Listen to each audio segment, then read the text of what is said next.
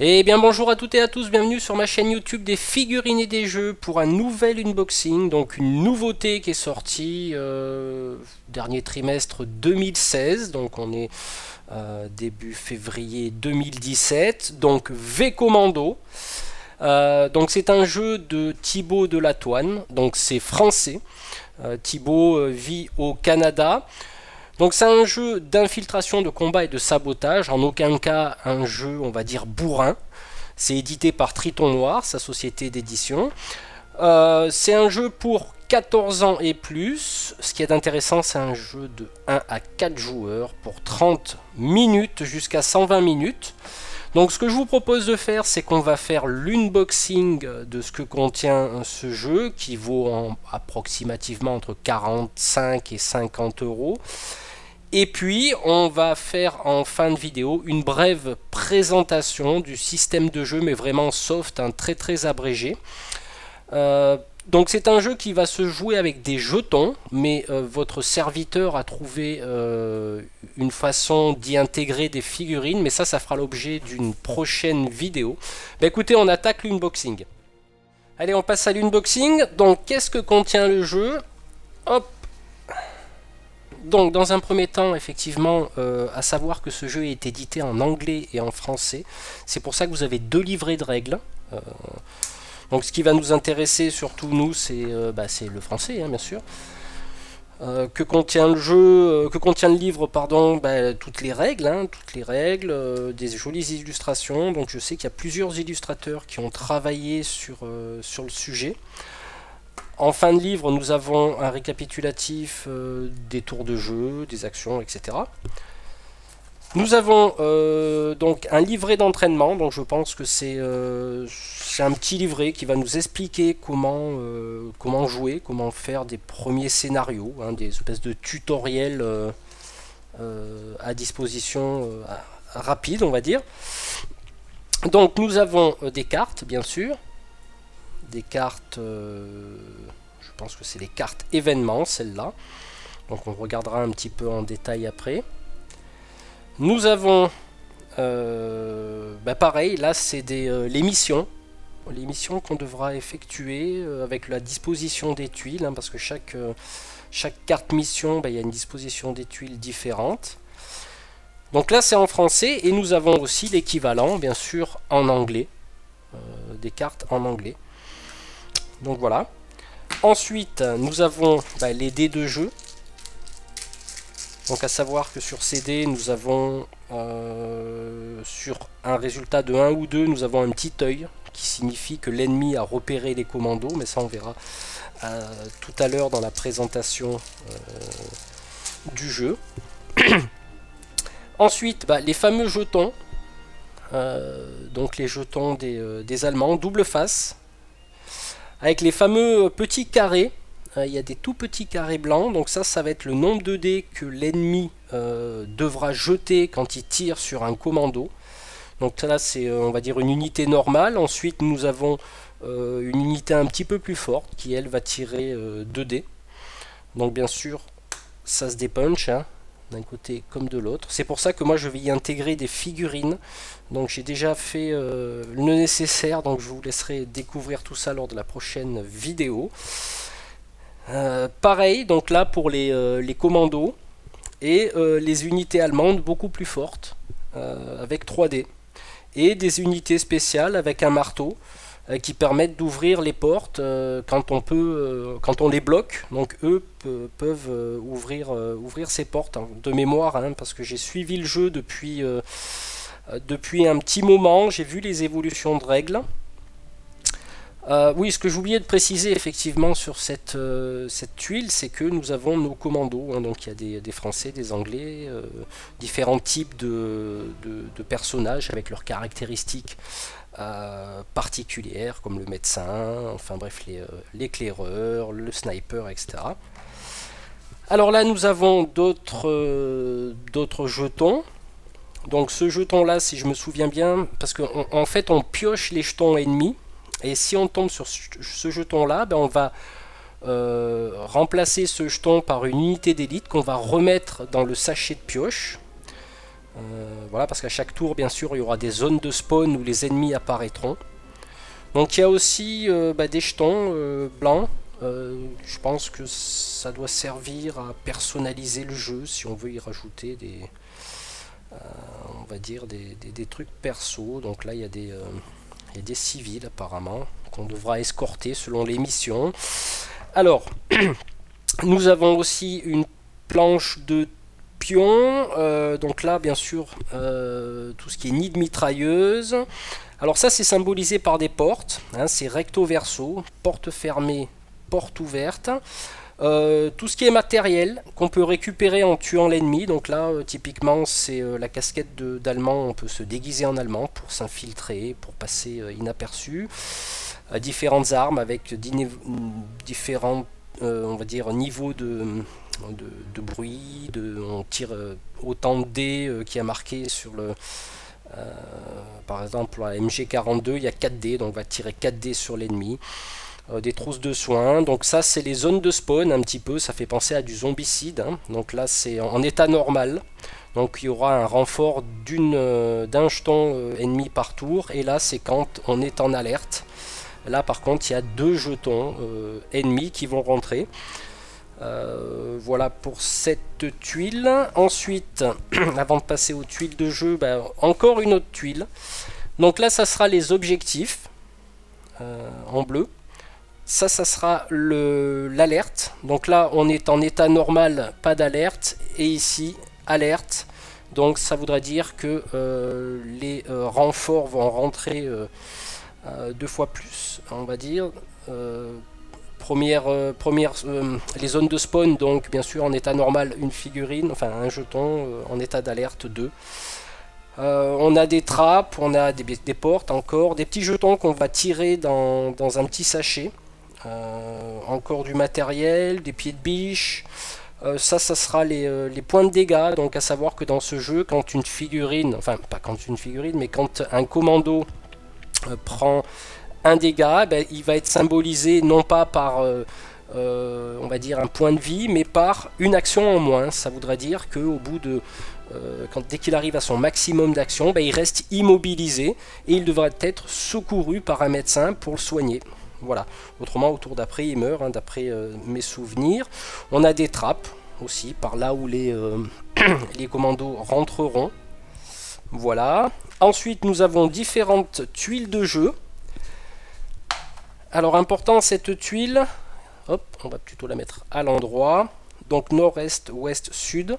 Donc là, selon les cartes d'événements, en fonction, parce qu'à tous les débuts de tour, on va tirer une carte événement et les commandos vont jouer, et ensuite, en fonction de ce qui se passe, si les commandos sont visibles, c'est-à-dire que on retournera le jeton visible, donc il ne sera plus furtif.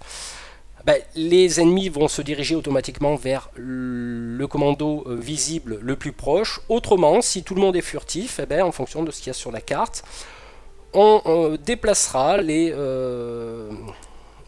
jetons ennemis, donc allemands, à l'est, au nord ou à l'ouest, hein, ça dépend, voilà, comme on peut le voir sur cette carte là. Donc là, il se déplacera au nord. Donc ça, j'expliquerai tout à l'heure. Donc alors... L'importance de ce jeu au niveau des tuiles. Donc sur les tuiles, nous avons des emplacements. Alors je ne sais pas si on les voit bien à la caméra. Donc c'est symbolisé par des ronds.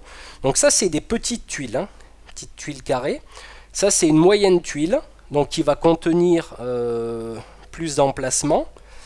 À savoir qu'on ne peut pas être, par exemple, sur cette petite tuile à plus de 4 jetons. Ça veut dire que les ennemis ou les commandos qui voudront rentrer sur cette tuile ne pourront pas parce qu'elle sera pleine. Donc ça a son importance dans le jeu parce que les figurines vont, décidément, les jetons vont se déplacer de tuile en tuile et non pas de case en case. Hein, c'est pas des cases comme je disais, c'est des emplacements. Et par exemple, passer d'une tuile à une autre va coûter un certain nombre de points d'action en fonction de la grandeur de la tuile. Voilà, ça on le verra un peu plus tard. Donc à savoir qu'il y a des petites, moyennes, et nous avons aussi des grandes tuiles, voilà, qui sont sont superbement bien illustrés. Donc c'est du recto verso, hein, je précise, effectivement, je ne l'ai pas montré ici, mais c'est, oh, vous voyez, ça se dépunche bien. C'est du recto verso, il y a un côté intérieur, un côté extérieur. Donc il y en a pas mal hein, quand même pour créer des scénarios. Vous voyez, hein, ça se dépunche vraiment très bien, il n'y a pas de souci. Donc voilà, ce que je vous propose maintenant, c'est de vous montrer un petit peu, alors brièvement, le système de jeu. Et puis on en aura terminé avec cette vidéo. Allez, on passe à une petite mise en place et puis je vous explique très brièvement tout ça. De base, nous avons 5 personnages, recto verso, c'est les mêmes, mais il y a deux différents types de façons de les jouer. Chaque personnage sur sa colonne de droite, c'est le matériel qu'il transporte. Donc de base, ils sont équipés, par exemple pour la sniper, elle est équipée d'un Springfield qui a un dé de combat, mais par contre il fait du bruit, donc c'est un petit peu embêtant, mais ça rend pas visible le sniper, il reste, on va dire, furtif. Par contre sur le sapeur qui est équipé d'une barre, bon, ben, c'est 3D et puis à partir du moment où il tire avec cette arme, eh ben, il sera révélé, parce que la notion de furtivité dans ce jeu est très très importante, hein. C'est pas un jeu bourrin, c'est vraiment, il faut rester le plus furtif possible pour accomplir les missions qui sont demandées. Donc voilà, sur la colonne de gauche, à savoir que dans le jeu, chaque personnage aura le droit de faire 3 actions. Donc hein, ramasser des objets, ça ne coûte pas comme une action, hein, je crois que c'est gratuit, il faudra que je vérifie, mais voilà, par exemple, passer d'une tuile à l'autre, ça va coûter une action ou deux. Voilà, il y a plein de petites choses comme ça qu'on verra tout à l'heure, les actions possibles. Qu'est-ce qu'on a encore sur ces cartes? Les compétences. Par exemple de l'éclaireur, il peut se déplacer sur une grande tuile et rester furtif. Voilà, parce qu'à savoir qu'à partir du moment où on se déplace sur une grande tuile, on est plus furtif, on est visible. Donc là, ça va déclencher une alerte, hein, etc., etc. Voilà pour les cartes succinctement des personnages. Alors nous avons tout un groupe de cartes événements, donc ces cartes là on va les tirer à chaque début de tour, qui vont nous indiquer ce qui se passe. Donc il y en a quand même, vous voyez, hein, il y en a quand même un petit paquet. Donc par exemple si j'en prends une, hein, pour pas trop spoiler, par exemple sixième sens, sixième sens, un commando reçoit un pion plus une action à faire. Donc effectivement, à ce moment-là, on va donner un pion plus une action. Donc ça, les actions, c'est important. À savoir qu'on pourra les économiser. Par exemple, on rentre dans une pièce, on n'a pas envie de dépenser ces actions. On pourra récupérer une action pour le tour d'après ou pendant le tour de l'ennemi. Enfin, on verra ça peut-être plus tard. Donc voilà, ces cartes-là sont très bien illustrées. Et donc ça sera valable pour tout le tour. Et à savoir que quand c'est au tour des ennemis de jouer, on va regarder en bas de cette carte, donc il y a le petit symbole en triangle nord, donc nord, on va déplacer les ennemis au nord, donc c'est l'intelligence artificielle. Par contre, si un ennemi est révélé, c'est-à-dire il n'est plus en mode furtif sur la table de jeu, dans ce cas-là, tous les ennemis se dirigeront vers le commando visible, le plus proche. Voilà pour un petit peu les cartes événements. Ensuite, nous aurons les cartes missions. Donc là, il y en a quand même plutôt pas mal. Et sous forme aussi de, vous voyez, les superbes illustrations qu'on a là. Donc on pourra, par exemple, sur une mission, ou alors c'est un groupe de missions. Donc là, on a, par exemple, les plans du village. On va se référer lors du choix de la mission. Alors je ne l'ai pas là, je vais regarder où c'est que je l'ai mis. Voilà, donc on a, admettons, l'opération Green, donc pays Grande-Bretagne, date octobre 1942, donc on est sur l'île de Jersey. On aura besoin de la carte caserne, à savoir qu'il peut y avoir d'autres cartes à côté, donc on pourra jouer simultanément en fonction des missions qui seront demandées. Et on va prendre la carte caserne Et on va disposer en fonction des tuiles qui sont demandées. Donc les tuiles grisées sont des tuiles d'intérieur, les petites tuiles et les grandes tuiles, par exemple là, claires, sont les cartes d'extérieur. Donc il y a effectivement plusieurs, alors il faudrait que je retrouve une où il y a toute une série de missions, parce qu'en fait on peut jouer à plusieurs et on peut jouer en simultané, c'est-à-dire sur deux maps côte à côte. J'aimerais bien en trouver une. Voilà. Par exemple là, opération Shooting Star, donc on va mettre en place la carte de la ville. Et une fois qu'on a réussi, ça va débloquer ces deux cartes là et on pourra jouer simultanément. Par exemple, 2 joueurs sur celle-là, 2 joueurs sur celle-là, et puis elles correspondent, c'est-à-dire qu'un joueur peut passer sur cette tuile pour filer un coup de main, etc. Donc ça, le concept est plutôt pas mal. Donc voilà un petit peu pour les cartes mission. Alors au niveau des pions, on a des pions allemands, comme je le disais tout à l'heure, avec des petits carrés blancs qui sont le nombre de dés que devront jeter pour attaquer. Hein, donc voilà. Les petits jetons comme ça dont j'ai parlé tout à l'heure aussi. Donc ça se fera à partir d'une pioche, donc une petite sacoche, hein, on pioche et on va tirer les ennemis qui vont rentrer par les zones de spawn. Là on a nos deux pions des commandos, donc c'est recto verso. Chaque pion, c'est-à-dire chaque personnage possédera ces deux pions. En fonction de l'état dans lequel il est, par exemple là sur cet état là il est blessé, donc on retournera le pion face blessé par exemple. Là il est face visible, là il est en mode furtif en fait. Voilà, donc il y a ce système de retourner le pion en fonction de l'état dans lequel le personnage se trouve. Donc moi j'ai remplacé ça par des figurines, mais ça comme je vous disais, ça fera l'objet d'une prochaine vidéo. Donc voilà. Au niveau de nos commandos, donc 2 pions chacun. Là, on a les cartes équipement qui peuvent être aussi récupérées sur un ennemi qu'on aura tué. Donc on va looter, un petit comme on dit dans le jargon. Donc on va récupérer, on vient de tuer un ennemi, on va dans une petite sacoche, hop, on pioche, et puis là, je récupère de la TNT. Voilà, donc face recto verso, donc face neutre et face rouge, ça veut dire que là elle est prête à être déclenchée, donc on pourra la déclencher à distance pour faire exploser une tuile complète.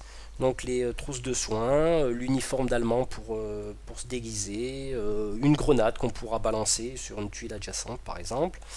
Voilà, ce petit pion là, ça veut dire que si un ennemi dans la même tuile que nous, si on pioche ça, il sera visible. Du coup, il sera plus en mode furtif. Enfin, il y a quelques petites subtilités comme ça. Voilà pour les pions. Au niveau des dés, comme j'ai dit tout à l'heure, on a il y a bien quand même une douzaine de dés. Nous avons une face, la face 1 et 2. Oh, décidément. La face 1 et 2 comportent un petit œil.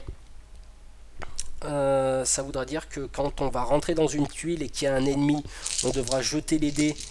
Et en fonction du résultat, on sera furtif ou pas, détecté, parce qu'on peut toujours être en mode furtif. L'ennemi ne nous a pas détecté. Et pour cette action, on va pouvoir lui planter le couteau et puis s'en débarrasser. Écoutez, ce que je vous propose, c'est qu'on regarde un petit peu sur la carte que j'ai préparée, comment se situent à peu près brièvement les mécanismes du jeu. Voilà, j'ai préparé un petit terrain, une petite table de jeu. À savoir que là, je ne vais pas expliquer toutes les règles, je vais montrer un petit peu les mécanismes, comment ça se joue. Je ne maîtrise pas encore bien les règles, bien que j'ai quand même suivi le jeu, j'ai regardé quelques vidéos, mais il y a des trucs qui ont changé aussi. Donc en gros, voilà, donc je me suis équipé de 2 commandos, donc du médecin et du sapeur. Le médecin est équipé d'une trousse de soins et d'une Sten, donc qui tire avec 2 dés. Mais c'est un silencieux, donc c'est une arme qui ne fera pas de bruit et qui ne révélera pas mon unité. Ensuite, j'ai pris le sapeur parce que j'ai simulé une mission que j'ai inventée moi-même où il faut faire sauter un blindé allemand. Hein. Je ne sais pas si c'est un blindé, c'est un truc de transport. Donc lui est équipé d'une barre qui fait du bruit et qui rend visible mon unité si je l'utilise, ainsi que d'une charge de TNT que je devrais poser. Et ensuite je devrais repartir et je pourrais la déclencher à distance pour faire exploser tout ce qu'il y a sur la tuile en gros. Alors à savoir que dans le jeu, chaque triangle, donc là c'est le triangle de l'alarme, je ne sais pas si on le voit bien, voilà, il y a toujours une unité ennemie allemande qui se situe sur les objectifs. Donc ces unités-là ne bougeront pas, elles gardent les objectifs. Les autres sont mobiles. Il y a 3 zones de spawn, donc d'entrée. J'ai ma petite boussole qui va me permettre, en fonction de la carte d'événement que je vais tirer, de savoir où ils vont se déplacer, ce qui va permettre à nos commandos de réagir en fonction. Donc l'intelligence artificielle du jeu est quand même relativement pas mal faite. J'ai une trappe d'entrée. La mission stipule que j'ai inventé qu'on doit aller poser une charge de TNT, faire exploser et ressortir par la trappe sans se faire attraper. Voilà en gros pour la mission. Alors en gros comment se situe un tour de jeu? On va avoir 4 phases, la phase d'événement, la phase des commandos, la phase ennemie et la phase de fin de tour. Donc dans un premier temps on va tirer une carte événement. Donc on peut voir sur cette carte qu'il y a 2 états.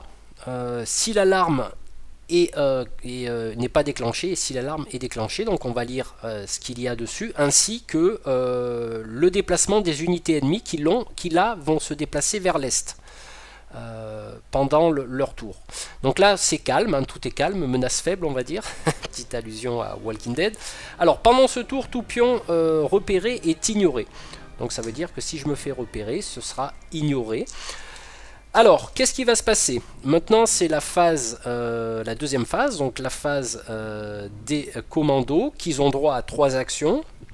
Donc pour une action, je vais faire rentrer mon médecin. Voilà.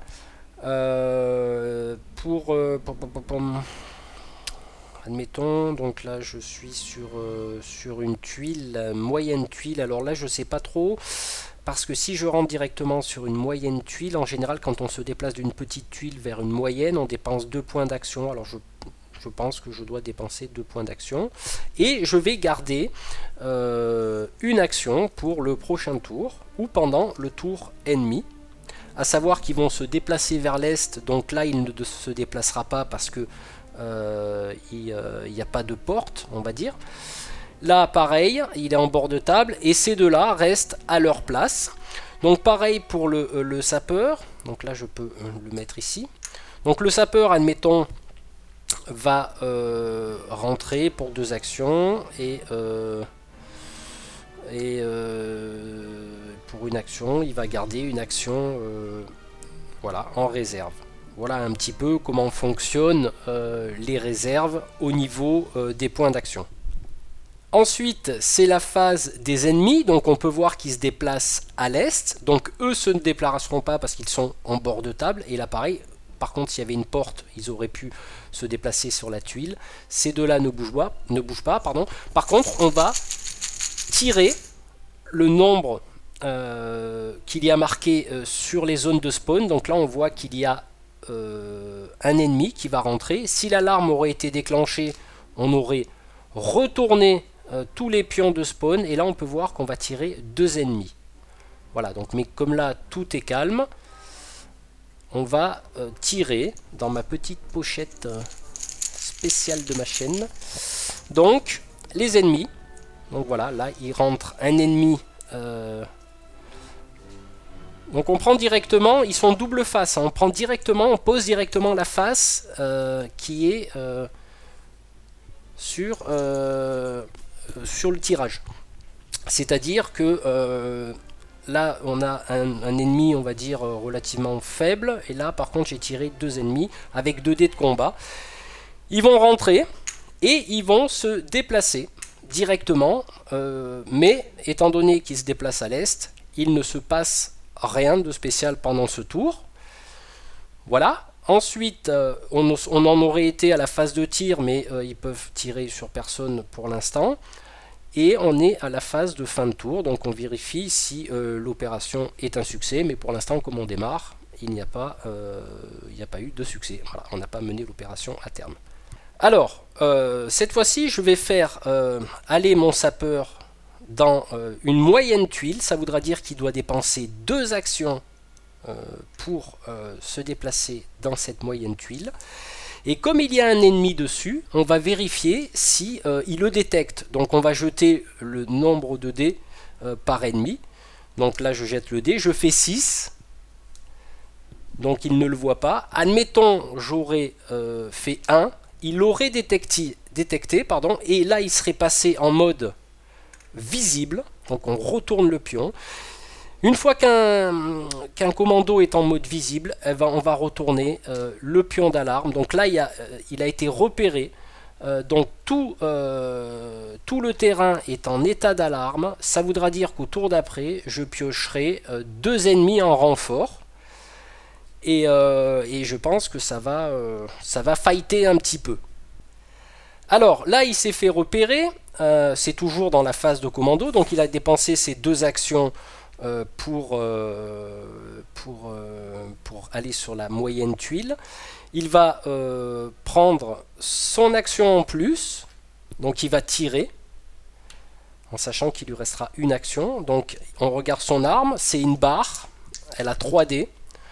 Donc on va tirer les dés. Et là, ce qui est important à savoir, c'est que chaque tuile a un petit carré noir avec un 4+, 3+, 2+ sur la grande tuile. C'est le niveau de difficulté pour tirer. C'est-à-dire que là, pour tuer cet ennemi, il faudra que je fasse un 3+. Donc je jette les dés. Et là, effectivement, on peut voir que je fais un 3, un 4. Donc l'ennemi est retiré du jeu. Donc bien sûr, si j'aurais pas été en alerte, ça aurait déclenché l'alerte. Et pendant la phase des ennemis, admettons que il reste là, lui, il ne dépense pas ses actions. À ce moment-là, tous les ennemis se dirigent vers le commando visible le plus proche, ce qui voudra dire que celui-là se déplacera ici, ceux-là se déplaceront là, celui qui est rentré se déplace là, admettons. Donc là j'ai pas tiré les renforts, hein, mais les renforts c'est avant le déplacement, mais là c'est juste pour vous montrer. À ce moment là on a 2 ennemis qui rentrent sur une tuile et on va voir si ils détectent notre médecin, parce que là il est en mode furtif. Donc on va jeter 2 dés, comme ils sont 2, là ils font un 3 et un 6, donc il ne sera pas détecté. Par contre effectivement, s'il aurait été détecté, dans ce cas là les ennemis vont l'allumer en tirant les dés d'attaque sur un 3+, étant donné que c'est une moyenne tuile, donc c'est 3+. Et admettons, là, ils font 5. Hop, il se prend un dégât, à savoir qu'arrivé à 3 dégâts, le médecin sera immobilisé. Il faudra lui porter secours, ou à moins qu'il puisse se soigner lui-même, je pense, hein, parce que c'est un médecin. Voilà en gros pour la phase de combat.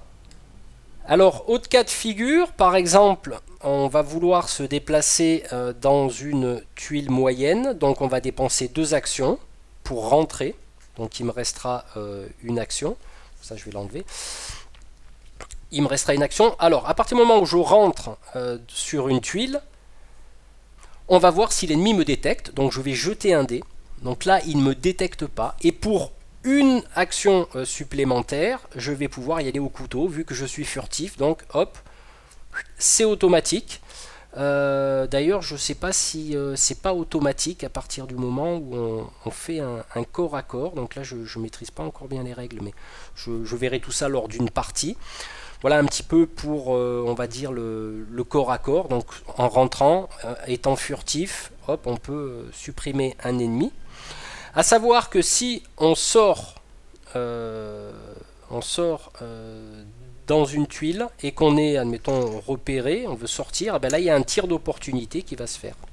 Donc je me rappelle plus si en étant furtif, on doit faire un test de furtivité pour aller dans une autre tuile, ou alors quand on est visible, si on veut se déplacer pendant la phase des commandos, on est directement pris pour cible par l'ennemi. Donc voilà, en gros, hein, je ne vais pas aller trop loin, je ne sais même pas si je vais faire de vidéos de règles parce qu'il en existe sur internet.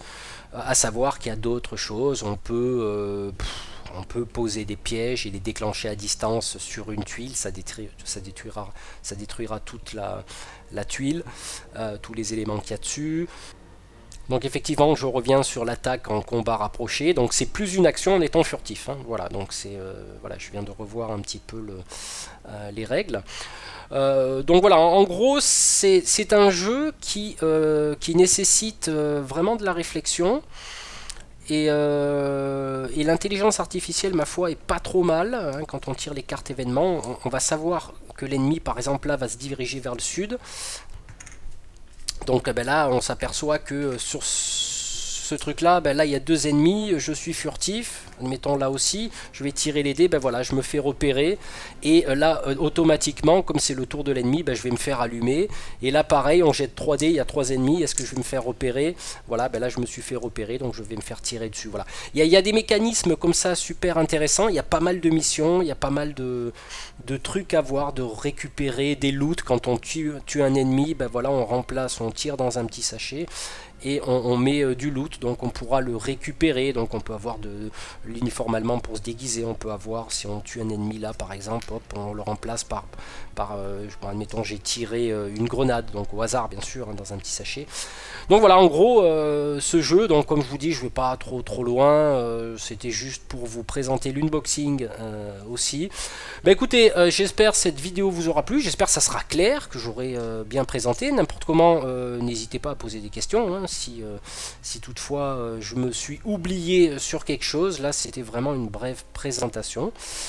Voilà, bah écoutez, j'espère que tout ça vous intéresse, et puis peut-être, hein, je sais que j'ai mon ami Maurice de la chaîne G2D qui va avoir le jeu pour son anniversaire, donc il y aura peut-être des parties Hangout, hein, avec aussi Maurice Lapierre et Manu de la chaîne DDA Prod. Bah écoutez, on se retrouve très bientôt pour la prochaine vidéo qui sera consacrée toujours à ce jeu, mais je vous proposerai une alternative figurine et décor afin de mettre un petit peu plus de volume. Bah écoutez, à très bientôt pour une nouvelle vidéo. Ciao, ciao.